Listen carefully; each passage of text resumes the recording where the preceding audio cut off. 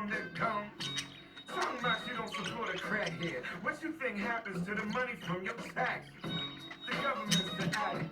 With $1 billion a week, kill brown people have it.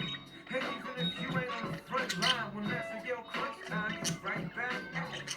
Man, look at how you hustling backwards. At the end of the year, add up what they subtracted. 3 out of 12 months, your